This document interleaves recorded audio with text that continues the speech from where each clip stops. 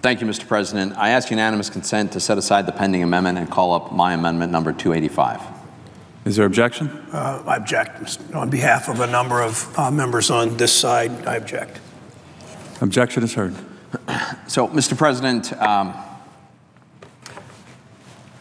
hard to adequately express my frustration that we can't get moving on this bill. First of all, the underlying bill that our friends on the other side are blocking progress on is a very, very sensible, important, constructive bill. I commend Senator Cornyn for having introduced this. I'm proud to be a co-sponsor. This is the Justice for Victims of Trafficking Act. Let's be clear what this is about. We've got a huge problem in this country. In all 50 states, there are people who actually engage in the buying and selling of human beings, mostly women and young children, in a sex trade. That's what's happening. And this is a bill that would enhance the penalties and thereby discourage this activity. It would take some of the proceeds and from the penalties that are paid by these monsters who would engage in this kind of activity, and it would use those proceeds to help victims. I don't understand where the objection comes from for a bill like this. And now we can't move ahead on my amendment. My amendment's a little bit different, but it's in a similar vein. It's designed to help protect children from sexual predators in schools.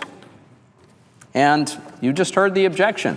The folks on the other side of the aisle somehow object to legislation that would enhance the protection for the kids in our schools. Well, let me explain why this is so important, Mr. President. The inspiration for this bipartisan bill that I've introduced with Senator Manchin, which I just tried to call up as an amendment, and I just was prevented from doing so, the inspiration for this is an absolutely horrendous story that begins in Pennsylvania, begins in Delaware County, Pennsylvania.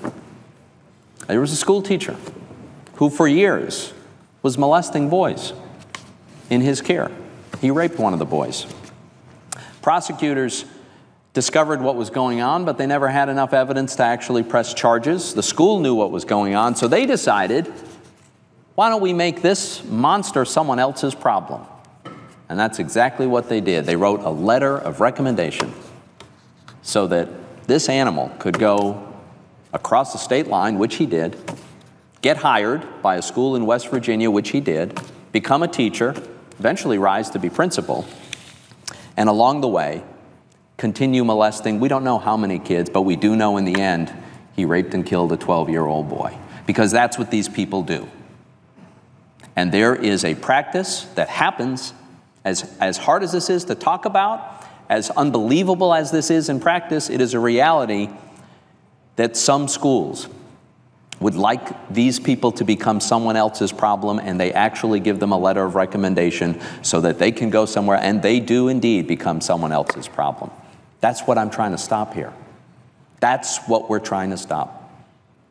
And this happened with a teacher who left Pennsylvania and went to West Virginia, and the little boy's name was Jeremy Bell.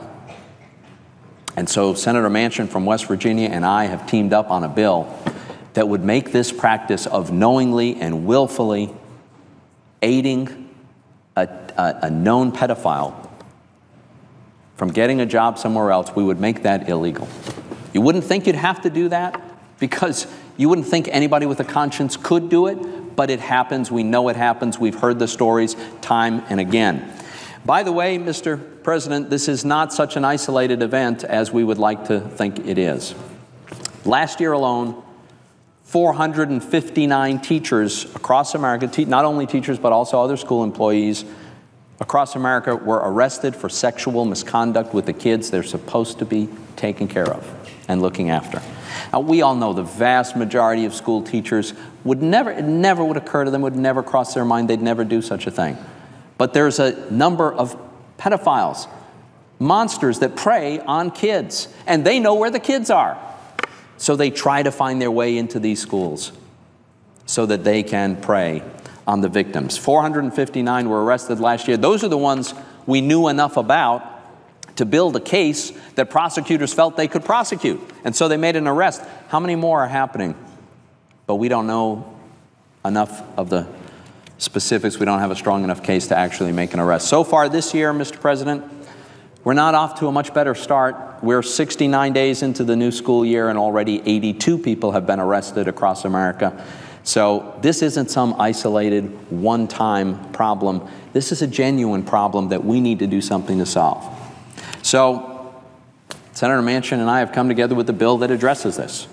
And the whole idea, the whole goal is very simple.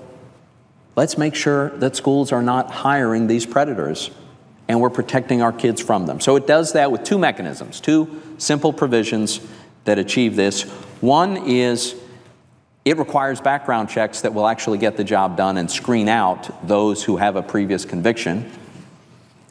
And it'll also make it illegal to have this terrible practice of passing the trash, this terrible practice of recommending a teacher who is a known pedophile. Now, neither of these mechanisms should be controversial.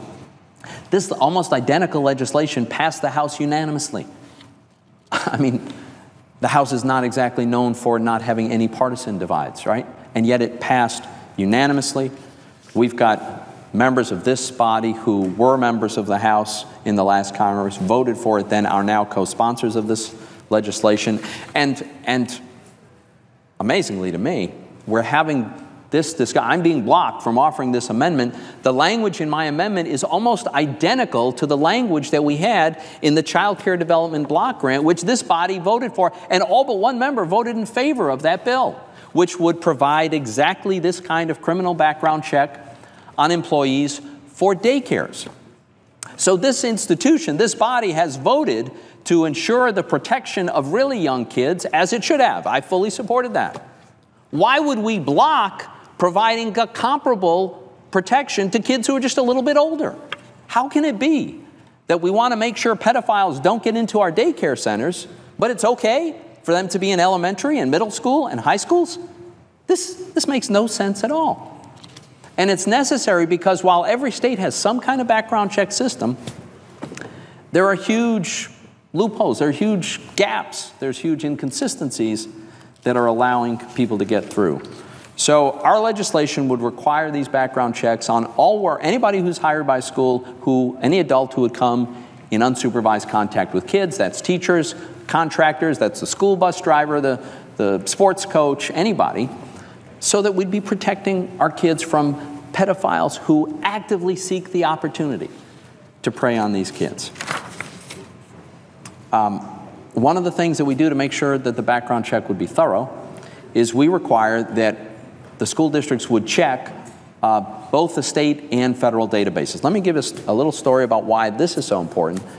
In Alaska, parents got a very, very rude awakening when they discovered this story. It was on August 29th of just last year. Alaska state troopers arrested a middle school teacher in Keona, Alaska. Now, the teacher had fled Missouri 4 years earlier to escape an arrest warrant. Multiple witnesses accused the teacher of over a decade of sexual and physical abuse of his own adopted kids. He had raped and starved his own children. These kids were literally burrowed. They burrowed a hole through a wall so that they could take frozen food out of a freezer. They heated it up on a furnace just to survive. It's one of these unbelievable horror stories. Well, this monster was able to obtain a teaching certificate in Alaska and teach there, teaching kids for 4 years. And when asked how could this possibly happen, the Alaska Department of Education explained that Alaska's background check only checks the state's criminal registry. Now, had our legislation been enforced, they would have been required to check the federal registry, and they would have learned that he's a fugitive with an arrest warrant and a criminal record in another state.